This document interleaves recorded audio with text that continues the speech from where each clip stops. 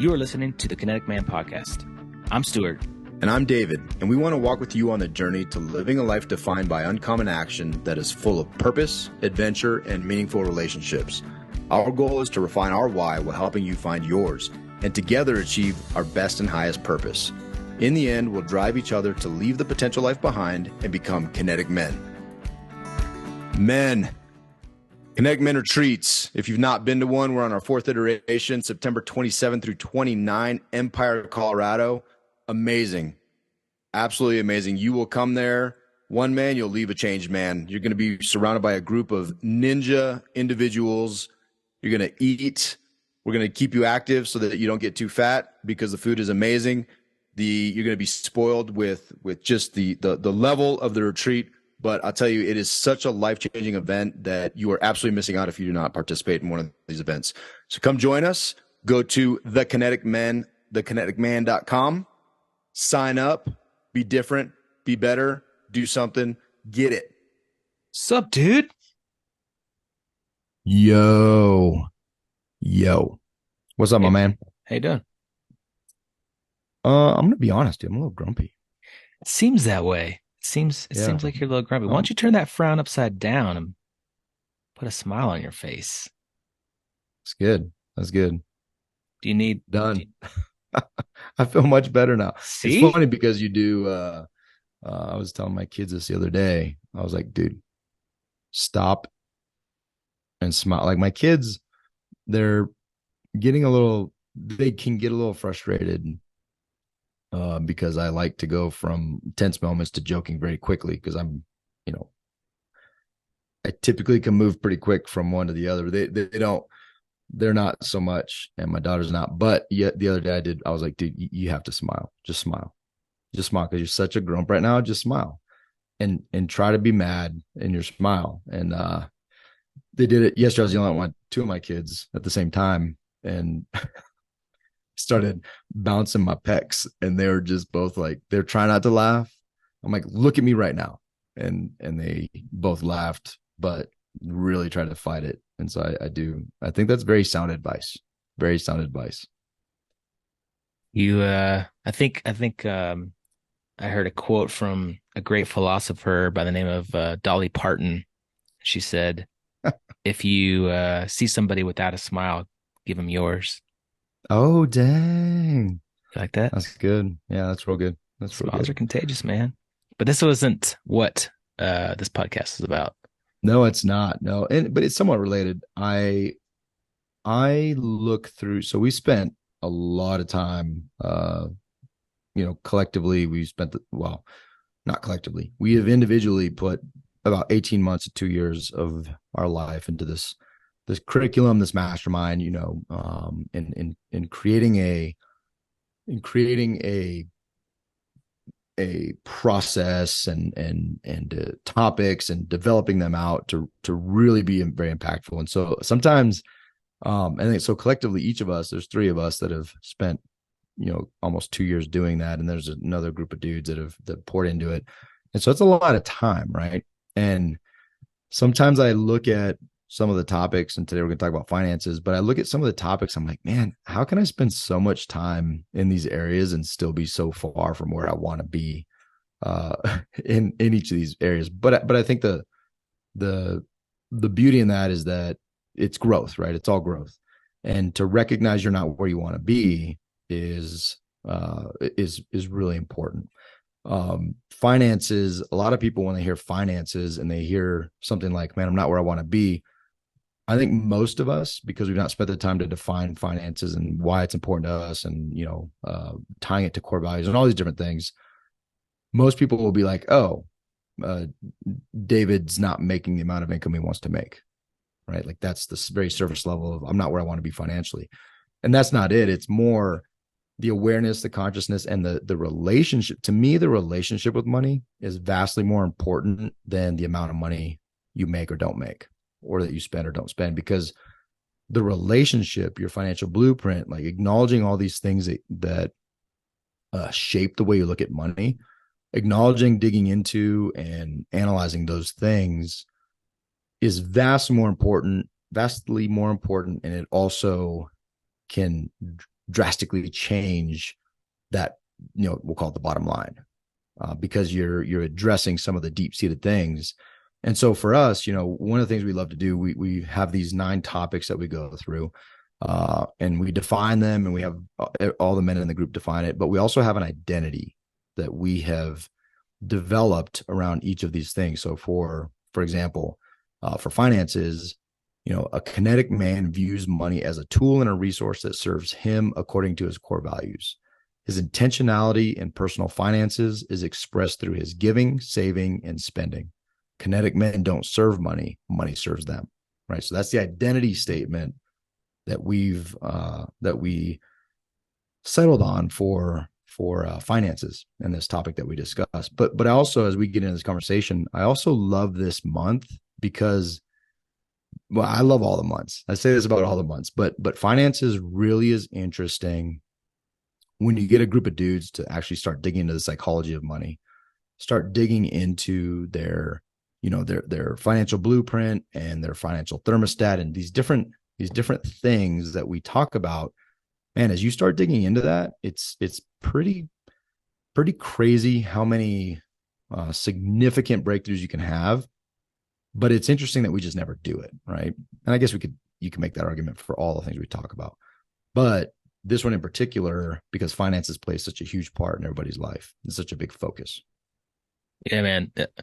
Some of the stuff, the questions that we ask in Reflect Week, and we've gotten these questions and have really thought deeply about them through just our own reading and studying and posing these questions on ourselves, and it really opened up some thoughts for me on the programming, how we were raised. And there's one of the books that we reference for this month is The Millionaire Mindset by T. Harv Eker.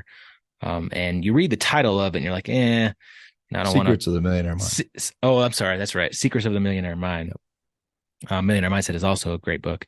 But Secrets of the Millionaire Mind, and you read it, you see the title of it, you're like, I don't want to read that, but it's a really, really interesting book. And one of the things he talks about is, the programming, how you were raised, like how what did your family, think about, talk about, around this idea of money and finances?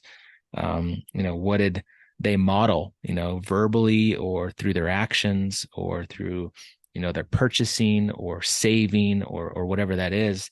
And as you dig into that, it really makes you think how that has transferred to you, to me. And I see now that like a lot of the things I now say to my kids, or the way I do things, the way I treat or look at certain, purchases, expenses, material things, investing, like all that stuff comes from how I was raised and comes from my own experiences.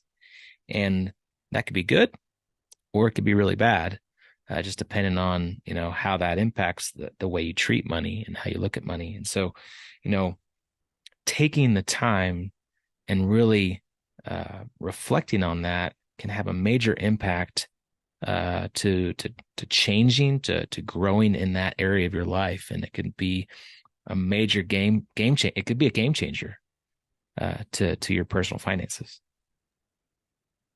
Yeah, I love, and I came up with this, by the way, the process of manifestation formula. This is Yeah. a Kinetic Man copyright. That is An 100% original joke. There's this process of manifestation formula that is applied. I've heard it in a number of different ways, whether it was Rick Warren's sermons or T. Harv Eker or whatever. And it's this idea that your thoughts lead to your feelings lead to your actions, and then your actions lead to your results, right? And a lot of it is really based around the fact that the power of your thoughts and your emotions, and your thoughts and your feelings and how those are related, and the power of those things in your decision-making process, which ultimately leads to your results, right? And so what I love about Secrets of the Millionaire Mind is he adds a piece to it, and it's exactly what you were talking about. It's this programming. So this program that we have leads to your thoughts lead to your feelings lead to your actions, and then your actions lead to results. And what I love about that is it forces you to acknowledge, and coincidentally, on the way in to the office today, I was listening to John Mark Comer talk about generational sin and generational impact, right? And he dives pretty deep into this, these thoughts of the things that we pass down. And he used Abraham an example, and how Abraham, for those of you who are familiar, and if you're not, briefly explain it. But Abraham had a very beautiful wife, and his wife, and so he lied, not on one, I think, was it 3 occasions? Not on one occasion, definitely 2 occasions. He lied about his relationship with his wife when he went into Egypt. And then later he went to another kingdom, and he said, Sarai, before she became Sarah, he said, "Hey, honey, I'm going to say you're my sister because you're so beautiful." Like, John Mark Comer says he's buttering her up. "Hey, you're so beautiful." Well, this is just a manipulation. "You're so beautiful. I'm going to lie about our relationship. I'm going to call you my sister because I really don't want to get killed when some other dude wants you to be his wife." Right. And so there's this lie, and he did it again when he went to another kingdom. And John Mark Comer starts talking about his kids, right? So he talks about he talks about Jacob, and then Jacob, and he talks about Isaac, Jacob, Joseph, like this whole lineage. And he starts talking about the lies, and how the lies just continue to grow. And if you don't acknowledge these things, one of his biggest points was, if you don't acknowledge these things, then this is what it looks like. And it got to the point where Joseph, who was a favorite, the youngest was a favorite, his brothers basically sold him into slavery and lied that he was killed by a wild animal, right?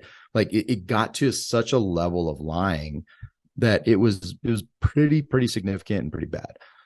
But his point was, and how this comes full circle, is there is certain programming that if we don't acknowledge it, it just will continue to go generation to generation.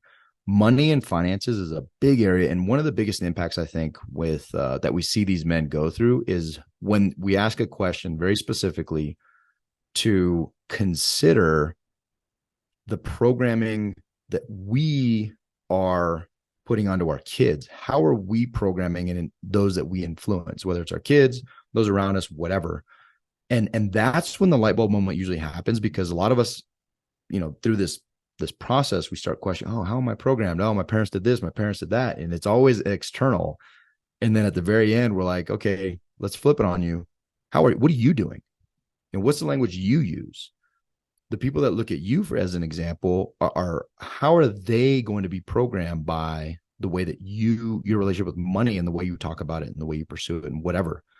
And that's where most dudes, all of us, just get silent. We're like, interesting. What am I propagating? Yeah, What I man. mean? Powerful question. I mean, it was huge for me. Some would say that I'm cheap. I'd like to say frugal. It's a better word for it. Most would say cheap. Yeah. Yeah. Oh, Yeah. and I look back at my programming. I look back at like the things that were said to me, right? I look back at how I was raised. I look back at how my parents, my grandparents treated money. And I now, I'm realizing that, like, the things that I say, the things that I do for my kids, I'm programming them the exact same way. And, uh, to be cheap, to be frugal, sometimes isn't good. To like just be holding on to a nest egg of money, just sitting in a bank account, losing money to inflation. That's not a good thing, right? Just because you have this fear of holding on to something. I think it's Dave Ramsey says, like, money can't come into a clenched fist, right? Like if you're holding money so tightly, uh, there's no flow. Like nothing can come in or out, right? So is it good to have a stockpile of money sitting in your bank account losing interest or losing money to inflation? Or do you open up? Do you give more freely? Do you spend a little bit more freely? Do you invest more freely? Do you have conversations with your family about that? Do your actions show your priorities? And to me, I realized that no, I wasn't. I've been this cheap, frugal guy who just like stockpiles and holds money because I need that like safety net. And that all that's doing is just going to be impacting my children. And so I'm starting to have different conversations around this idea of money. And, it's just opening up just a whole new avenue that I've never been to before. Well, and it also, one of the other things that we talk about quite a bit is, and one of the topics that we'll discuss in the future, but is on the Kinetic Life Circle, is faith. And money has an interesting way to influence our faith. And what I mean by that is, a lot of us, especially people, men of faith, with a Christian background, a Christian faith, we would balk at the idea that, oh, I have faith in my money, right? No, I have faith in Jesus. But what's interesting is, you dig, you're like, really? So how much faith are you putting in your bank account? How much comfort and security are you drawing from a number, which, interestingly enough, that number could change drastically tomorrow. You have no control over it. You have no control over, anything could happen. Like, you just don't know what could happen. You can't anticipate what could happen. So where this question goes deeper into even things like faith, like, okay, where are you truly putting your faith?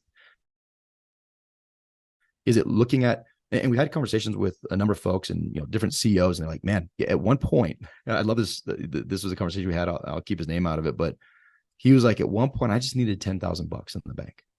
Like, that was what I believed I needed to be comfortable. And he was like, and I achieved that. And then he was like, man, I really could use 20. And he achieved that. And he's like, Just you a know little what? more. I think 50 is actually the number. And he said he started adding zeros in a very short order. He went from 10,000 to like 5 million very quickly. Yeah. Right. And he was, and it took it as he achieved these numbers over the years, he finally hit a point where he's like, oh my gosh, like, I'm in this cycle. Like, there is no number that's enough, because my faith, my whatever, everything that I'm looking at, where I'm placing my security, is so misplaced that this number truly is infinite. Like, I'll always find a reason for more, right? More. And the nefarious side of that, most people are like, oh man, I wish I had $1 million in the bed, 5 million, whatever the number is, 10,000. I wish I had 10,000. But the nefarious thing about it is that takes time and effort to get to whatever that number is. If it's just more, or it's just a number, it's just more. It takes time and effort. And once you achieve it, the nefarious part of it is that time is gone, right? And so, say you achieve it at 40, and it took you 20 to 40, and you experienced a divorce. And this individual, I'm not relating this to this, but he did experience a divorce. He experienced, losing a family, going through very difficult times emotionally. And so it's an interesting thing that, say that comes at 60, and you saved into your 60, and now this Tao of Zero book talks about this. And now you're too old to enjoy like all the things you could have enjoyed with your family and the experiences you could have had, but you put everything on hold because of this number. And so that's the nefarious side of it, right? I'm not suggesting you be financially illiterate or irresponsible. That's not what we're suggesting. Is to be very intentional and to dig into these things and really, okay, my program, what is my programming? Oh, interesting. Let me acknowledge that. How am I sabotaging myself because I was told as a kid, rich people are evil. Well, dude, that in and of itself causes a lot of dudes and dudettes to make decisions that are self-sabotaging, because, well, if I'm wealthy, I'm evil because my poor parents said that, right? But they don't take into consideration things like, I don't know, John Reinhardt and the Gospel Patrons, just as a resource to go look at what rich people can do for, to move forward humanity. And so it's a very powerful topic. And not to mention why we initially put this on our as a focal point was because finances are one of the leading causes of divorce. And so you have to dig into that. Why are finances one of the leading causes of divorce? Well, it's pretty obvious. But as you acknowledge and address some of these other parts of it, you potentially could save a marriage. You could potentially save your marriage, your family on something that most people, you should look at it as a tool. I would dare say most people, unless maybe you're a very high level carpenter, they wouldn't risk their marriage over a hammer, right? And so if money is a tool to enable certain things, not an idol or not a whatever, a god, then put in its appropriate place can be very powerful, and it can give life instead of, divorce and broken homes and all this stuff. Because at the end of the day, we need to look at it more intentionally and really assign to finances the importance that it has with respect to everything else and prioritize appropriately. Yeah, man. I mean, back to the just this like programming idea. Take your programming and it's probably jacked up somehow or another, right? And then you marry your spouse and your spouse had some type of programming and it's probably jacked up somehow or another. And you put those two together to then combine finances, combine ideas, combine programming. And I would bet you more often than not, they're going to butt heads, right? And so if you're not intentional about talking about this stuff, having budget meetings, sitting around and at the dinner table and talking about money and finances. And I don't know about you, but my family didn't talk about money when I was growing up, like never. Like it was almost like a sin to talk about money around the dinner table. Still don't, dude. Still don't. Right. Yeah, but what if you do start having these type of conversations around the dinner table? Well, we're changing the programming, for our kids, and they're going to look at it and see it differently. They can look at it as a tool, they can look at it as something that's not a sin. They can look at it as something that is empowering, and brings light and life to possibly do great things. And so like, well, yeah, and it's a money conversation. I was just having a conversation with a good buddy of ours yesterday who is doing very, very well. And one of the things that we talked about, he asked me a question. He said, "What do you want your legacy to be?" We were talking finances. What do you want your legacy to be? And I immediately went to talking about Dial Zero, and I'm really struggling with this whole idea of making trusts and all the time and effort and money that goes into creating these mechanisms, these tools that have a focus on preserving money into perpetuity. And he was like, oh, interesting. He said, well, the conversations I'm having with my kids are the foundation that I'm going to create. I'm creating a foundation that is focused on giving. And he built it out, right? He's like, we want to build a foundation that raises and has a bunch of money. We invest that money to make more money, kind of like our DAFs, right? The donor advised fund. He basically is talking about donor advised fund. But then he was like, and I'm talking to my kids about how they can, if they desire at some point, they can be the CEOs of this foundation, right? They can live. I'm trying to impart on them that they can live a lifestyle of giving and generosity. And I was like, man, I completely misanswered that question, because he was like, I want my kids to understand that making money and giving can go hand in hand, that you can bring money in, you can raise money, you can do, you can effectively do like the banks do, bring in money, have that money go make money, but with the intent of giving 100% away. And I was like, oh, dang, dude. Like, I was like, I'm almost embarrassed at my answer because I immediately went somewhere else. And you're talking about this abundant generosity. Well, that is a financial conversation, and that can happen around the dinner table, right? It doesn't always have to be about, whatever it is. I thank God that whatever it is, the openness that we have in our family talking about money also has led my kids to realize that if they can't have something or get something, that there are opportunity. It's not, oh, that's just that's so expensive. Like the conversation done. Like, you think money grows on trees? Like, these type of conversations that shut kids down. My kids are very much like, how can I, how can I make that happen?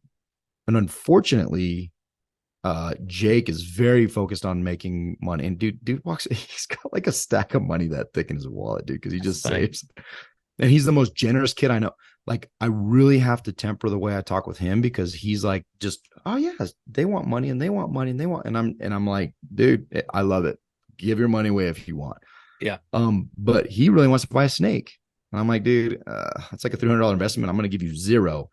But I'm struggling with it because that's like a 25-year commitment. And I can just imagine him going somewhere and leaving that dang snake with me. So that's what I'm thinking about. But he's very open to, like, I just have to make money. I have to make enough to get that. Awesome. My daughter did that soccer camp, right? She wanted cleats. And I'll tell you, dude, she loves those cleats more than anything I've ever bought her. She's very, no, I shouldn't say love. She's very proud of them. And so those are financial decisions or discussions. Yeah. Like, it can be a very life-giving thing to have these discussions, and it doesn't have to be a negative. But again, my natural inclination was growing up in a, we don't talk about money. Money stresses me out. Do you think money grows on trees? Like all this scarcity mindset Yeah. This is stuff. stuff. This is too expensive. Too expensive. We can't. There's no way to, like, all these different ideas that are completely false. And I still live in some of those, right? Yeah. I still live in, Oh, dude, I catch myself all the time just telling my kids, nope, sorry, that's too expensive. Nope, that costs money, you know? And I catch myself and I hear myself doing it. And it's, it all goes back to the program. And something else that you said that really kind of brought another idea is just, again, it's just the relationship with money and the psychology around money. It's just this idea of investing money for yourself, like investing into you, right? Investing into me. And man, and we've talked about this before, but like for the longest time, I would never pay, for, to invest into myself, to like, to learn, right? To take a course, to surround myself with other, people that are doing, things that I want to be doing, to surround myself with people that will, lift you up and push you and grow you and hold you accountable. And it's just such an interesting conversation because I know a lot of people are in that space, right? Like they can't get over this idea of paying money to potentially like double, triple, quadruple, like infinity times that for your life, and not just in the form of money, but like for your life by investing in yourself. I don't know. yeah, it's, and I think you have to, that question goes deeper too, right? Like, it's not only, I recently was coached, and I paid what I thought at the time, and I've not really, and I've not processed through gratitude. I've not done what, just thinking about saying this to you, I realize I've not done what I need to do to express my gratitude. But I spent a decent amount of money that I know when I told you I was spending it, you're like, oh, and I was like, I was oh, my like, wife oh was, dang. my wife was like, oh. And what's interesting is I saw a bunch of people in there that invested in this group, in this coaching. It was only 8 weeks long, 2 months. And I saw a bunch of people in there who had invested in themselves and took very seriously the lessons being taught, the coaching being given, and made that up and much more in weeks. But the coaching and the investment prompted them to do a thing about what it is they wanted to do, and it changed the whole trajectory of their businesses. And for me, while I didn't focus as heavily on in that specific arena, basically he's coaching on, we've had him on the podcast, Jacob Rupp. He's coaching coaches to build a coaching business. And while I've not, my focus is on what we're doing here in the mastermind, but through just some side clients and the lessons I've learned from him, like I've already made back that investment. Right. And so, and I've not, when I was saying I haven't processed through or been grateful, like I've not really journaled on or vocalized that. Like, dude, I'm back to like that investment. I'm back to even plus. So like, why do I not invest in myself? Because it's not an investment of like, this is going to be a loss. No, you invest in yourself to gain, right? It's an investment and it doesn't have to be a monetary gain. The purpose of this coaching program was monetary. And so it's already done. It's already fulfilled my investment. And now everything on top of that really is infinite. Everything I do on top of that is just gain from what I learned. In our mastermind, if you're in a rough spot in your marriage or finances is something that you struggle with, we had a guy, no kidding, dude, just last week, he's like, because of our conversation, I took action. I consolidated this debt. I did this. I'm back on it. I'm getting after it. Dude, he took action immediately after the first session, right? The first week of the month, he took massive action, very practical action to address some financial hardships and burdens that he's been carrying around. So how do you measure? Yeah. How do you measure that? How do you measure the burden being lifted? How do you measure the investment? How do you measure the capacity, the freedom? Like, how do you measure that? And if you know that can be that's possible, why do we struggle with investing in ourselves to get in a place that we could do that, right? And I think a lot of it, not think, I know a lot of it goes back to this idea of being so hesitant to invest in yourself, being so hesitant to just your relationship with money in general, and it's causing a lot of us to have an anchor, right? Whether we spend all the money we make because we have this weird idea of rich people are evil, whether we, hoard all the money that we make because we have this idea that, that's going to give me security. Like all these things are a reaction to some way that we've been programmed and what we've accepted as truth. And most of those things, if they're not examined and they're not true for us and align with our core values, they're really emotions driving actions that have no context or depth, or are really true for us. You know what I mean? Yeah, for sure, man. Yeah, we've had plenty of conversations internally inside the mastermind and then externally as we're talking to men about the mastermind. And, you know, this idea of paying money to grow in a certain area of your life, like if you really consider, the investment, like what's it worth, right? What's it worth if you save your marriage? What's it worth if there's one conversation that some man gives to you that like you've gone through this experience of like improving your health and you get off of your medication and you start losing 40 pounds and you probably added years to your life so where you can actually like dance on the dance floor at your daughter's wedding. Like what's that worth, right? What's it worth if you had an investment deal and someone in the tribe like invested into your deal? What's it worth to potentially find a partner and start a business? What's it worth if you decide that like you're going to put your phone away from 5 to 7 p.m. because another man did it, and now that's like increasing your relationship with your son, and you guys are having like one-on-one bonding experiences and changing the relationship there. Like what's that worth, right?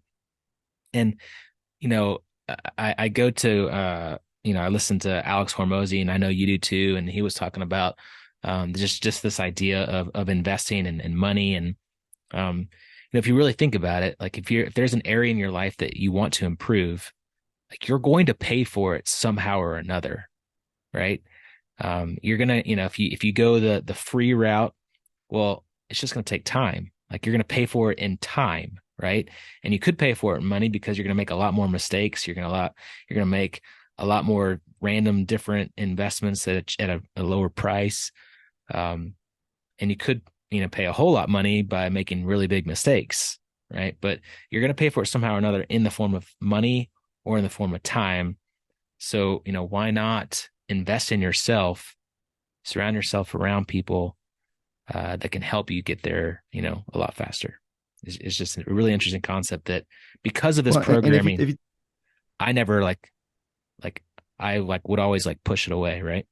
yeah. Well, and if you think about it, man, there's so many examples of people, whatever you want to be. If you want to be a premier athlete, you want to be LeBron James, you want to be Michael Jordan, whatever. Like, do they have coaches? No, I'm not talking about like the Phil Jackson coaches. I'm talking about they hire coaches, nutrition coaches. They hire weightlifting coaches. I mean, LeBron buys hyperbaric chambers or I don't even know what hyperbaric isn't even isn't even Hyperbaric, hyperbaric, whatever it hyperbolic, is. What hyper awesome. he buys hyper awesome dope stuff, right? But I mean, you look at like Tony Robbins. Tony Robbins has a coach. I mean, like you look at these highly successful people, and when they say, "Yeah, I have a coach. I hire coaches because it changed my life and and and it they're in, makes me and they're in better," groups, right? Like they surround and they're in themselves in groups groups. and they start groups, so the argument against this stuff really, I'm not trying to convince you to join the Kinetic Man. I mean, if you don't want to be a Yeah, better man or be better looking, then like don't join. yeah, But what I'm saying is the arguments against these things fall pretty flat pretty quickly if you do any research.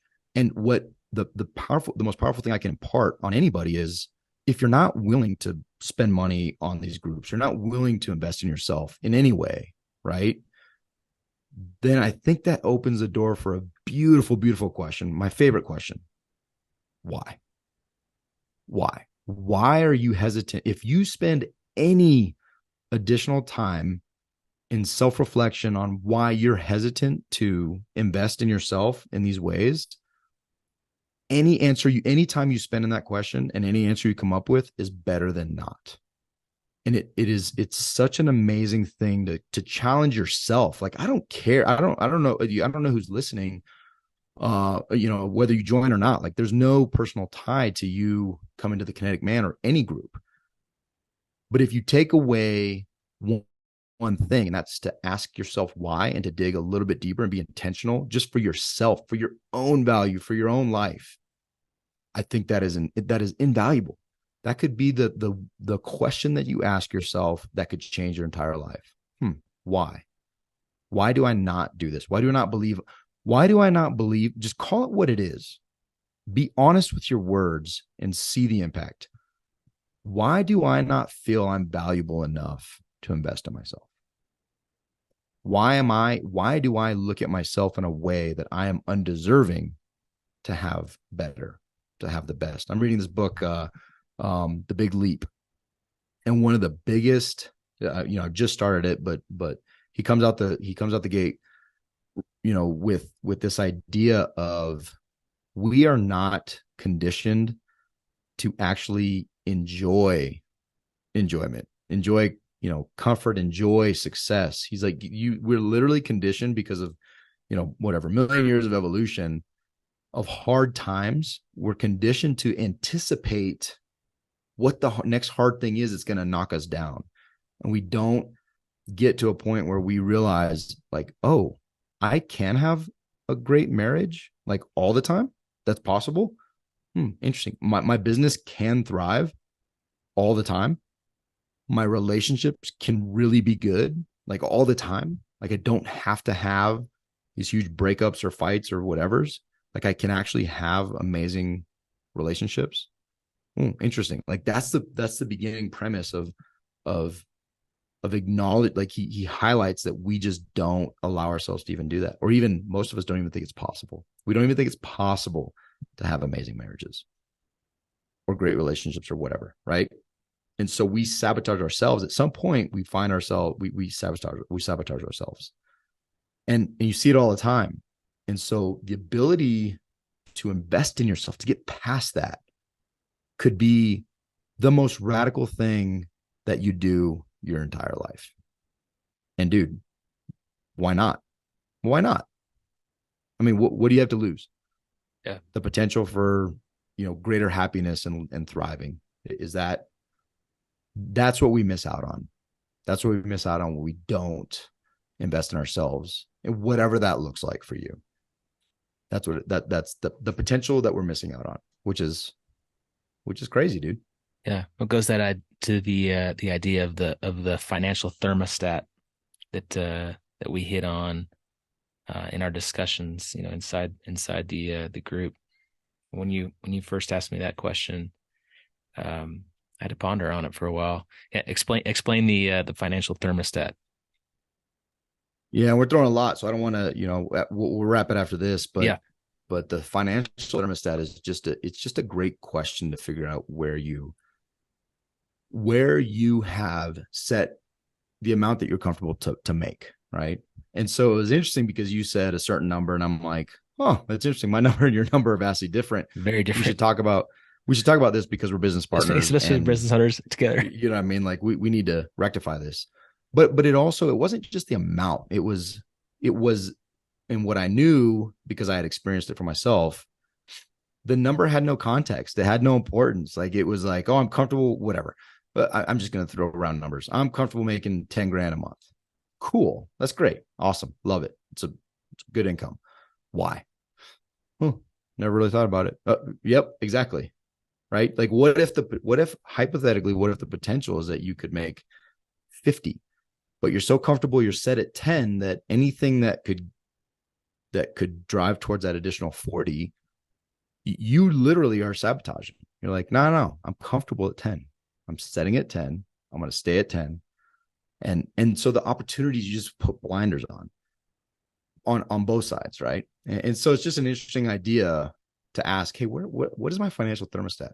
Oh, I'm a $100,000 a year guy. Cool. Why? I have no idea. No clue. Awesome. Maybe you should. Maybe We're just you looking into should. that. Maybe you should look into that. Maybe someone told you that. Maybe that was your parents' goal forever. Was I just want six figures. Six figures. Awesome. I Six want to be figures. a That's great. millionaire. 7 figures. I want to be a 7 figure guy. I want to have 100 doors. Okay. Cool. Why? Like why? What? Why is that important? Because when you get that, the crazy part is when you get that, you'll be like, hmm, cool. What's next? Right? I want to make 100K a year so I can give 50K away, and I only need 50. I know I need 50 because that's my budget. That's a great reason. That's awesome. That's beautiful. Or even better, I want to be a millionaire. Do you really? Would a 500,000 in there be good? Yeah. Are you at a 500K a year right now? I'm sure. No, I'm not. I'm not even close. Awesome. You just cut that millionaire in half. Yeah. Do you see a path? Hey, how about this? Can you cut that? Can you quarter that? Like, is 250 a year? Like, that's pretty dang good money. Like, is that good? Are you making that yet? Nope. Oh, well, let's shoot for that. Like, why is it important to you? What are you trying to go for? And oftentimes it just breaks down after the first why. So I love that idea, the thermostat. I love questioning why it's set there. Putting context, putting reasons, because ultimately, if you're not there where you want to be, it gives you reasons to get there, or it helps you realize that's just a dumb number, right? 100 doors, like that's the 100 door thing is a phenomenon to me in the real estate world. Yeah. Like I just don't get it. I don't get it. But before I'm beating anybody else up, I used to be a 100 door guy. I want 100 doors. Well, why? I don't know, man. It sounds cool. 100 doors. That's great. Dude, that's 100 tenants. What if they're all That's a negative hundred cash flow? proms, dude. Yeah. That's potentially 200, minimum of 200 toilets. If it's 3 bedroom places, that's, you're talking Yeah. about 300 toilets you got to deal with. Yeah. What if it You was know, just 10 and they were all paid off? awesome.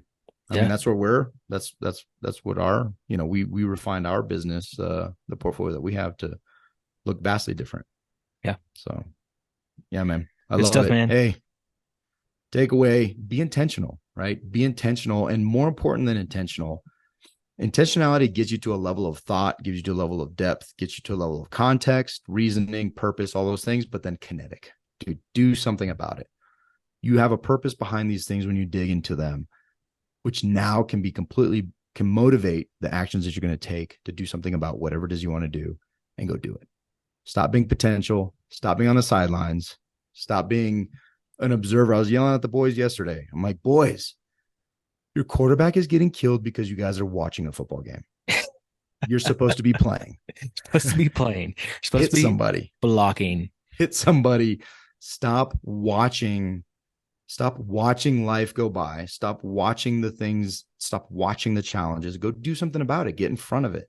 And it's fun. Hitting is fun. Addressing challenges is fun.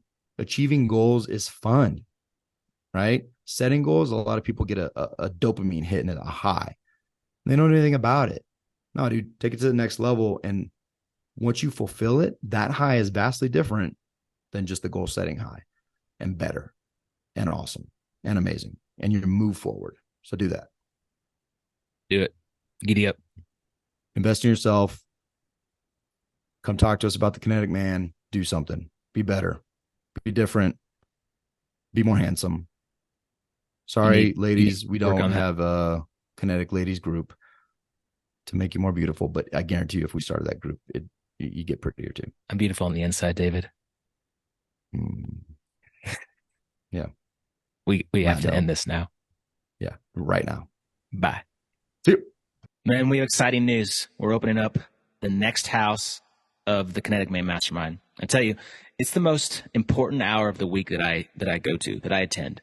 I change every single week for the better to become the best husband, the best father, the best friend, and the best leader in our community. This is a time that you can choose to make a major impact in your life. Go to thekineticman.com and sign up. It's an application. It is exclusive. We are looking for the right man to take action and join us to be the hero of their journey. Come join us, thekineticman.com. Do it. Thank you for listening to the Kinetic Man podcast. If you are growth-minded, community-focused, and willing to take uncommon action to redefine success and live an abundant life, visit our website at www.thekineticman.com to see all the ways we could connect. And on our website, you can find more information on everything we're doing, like joining our Meetup page to get the details on our webinars and our local Thursday gatherings here in Colorado. From our site, you can also find more information on and sign up for the next Kinetic Man retreat and the next house of our mastermind group. Finally, we always appreciate your love and support. Please share this episode and go rate us on your favorite podcast player of choice. Thank you again. Now go take uncommon action.